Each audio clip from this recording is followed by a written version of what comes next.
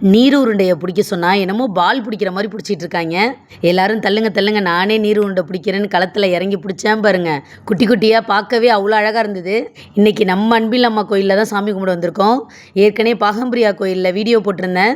எங்கள் ஓப்படியார் பொண்ணுக்கு உடம்பு சரியில்லை, அவங்களுக்கு கழுத்தில் கட்டி இருந்து ஆப்ரேஷன் பண்ணிலாம் எடுத்தாங்க. அதுக்கான வேண்டுதல் 2 இடத்துல வச்சுருந்தாங்க. ஒன்று பாகம்பிரியா கோயில், அங்கே குடும்பத்தோடு போய் பாகம்பிரியா கோயிலில் மொட்டை அடித்து காணிக்கையை செலுத்திட்டோம். இப்போ அன்பில் கோயில் வந்திருக்கோம். அவள் சிரிப்பை பார்க்குறதுக்கே அவ்வளோ சந்தோஷமாக இருக்குது.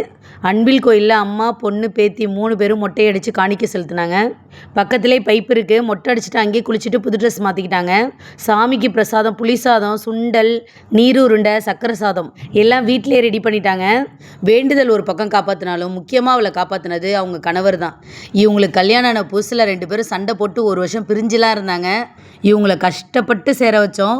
இப்போ இவங்கள மாதிரி ஒரு தம்பதி உண்டான்னு கேட்குற அளவுக்கு இருக்காங்க. ரொம்ப சந்தோஷமாக இருக்குது.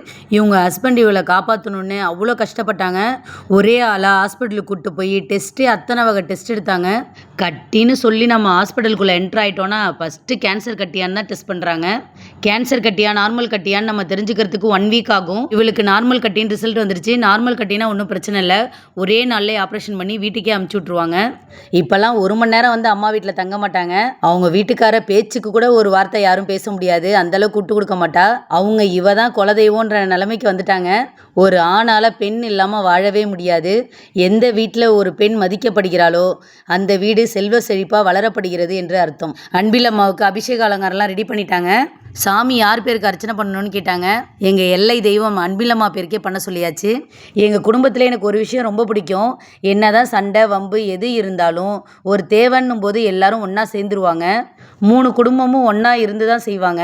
அன்பிலம்மாவுக்கு வர ஞாயிற்றுக்கிழமை 24ஆம் தேதி பால்குடம். அனைவரும் வருக, அன்பிலம்மா அருளை பெறுக. ஒரு தடவை வந்து அன்பிலம்மாவை வழிபட்டுட்டிங்கன்னா நீங்கள் அவங்கள விட்டாலும் அவங்க உங்களை விடவே மாட்டாங்க.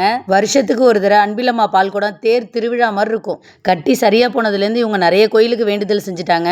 கணவன் மனைவி 2 பேரும் சேர்ந்து இருந்தால் தான் பார்க்கவே அழகாக இருக்கும், அந்த வாழ்க்கையும் சிறப்பாக இருக்கும். எல்லாருமே கல்யாணம் ஆன கொஞ்ச நாள் சந்தோஷமாக இருப்பாங்க. அப்புறம் ஒரு 2 வருஷம் சண்டை போட்டுப்பாங்க. அப்புறம் ஒரு 2 வருஷம் அண்டர்ஸ்டாண்டிங் இல்லாமல் இருப்பாங்க. இந்த உலகத்திலே சண்டை போடாமல் இருந்தவங்கன்னு ஒருத்தவங்க கூட இருக்க மாட்டாங்க. இவ்வளோ நடந்ததுக்கப்புறம் ஒரு பாசம் வரும் பாருங்க. நீ இல்லாமல் நான் இருக்க மாட்டேன், நான் இல்லாமல் நீ இருக்க மாட்டேன்னு. இதுதான் உண்மையான பாசம். அன்பிலம்மாவுக்கு தீபாரத்தனெல்லாம் கட்டி துண்ணூறு பூசி விட்டாங்க. இன்னைக்குன்னு ஸ்ட்ரீட்டில் நிறைய பசங்க விளாண்டுட்டு இருந்தாங்க. எல்லாருக்கும் பிரசாதம் வாங்கிக்கிட்டு ஜாலியாக சாப்பிட்டுட்டு இருந்தாங்க.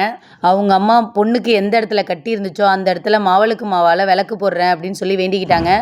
எங்கள் ரித்திகாவை பாருங்கள், ஆளாக போய் பிரசாதம் வாங்கிட்டு வந்திருக்காங்க. இதில் ஒன்று கூட சாப்பிட மாட்டா. அங்கே கூட்டம் நிறையா இருந்தது. பிள்ளைங்க பெரியவங்கன்னு எல்லாரும் நிறைய பேர் வந்து வாங்கிக்கிட்டாங்க. பிரசாதம் எல்லாமே கொஞ்சம் கூட மிச்சம் மீறல, எல்லாமே சரியாயிடுச்சு.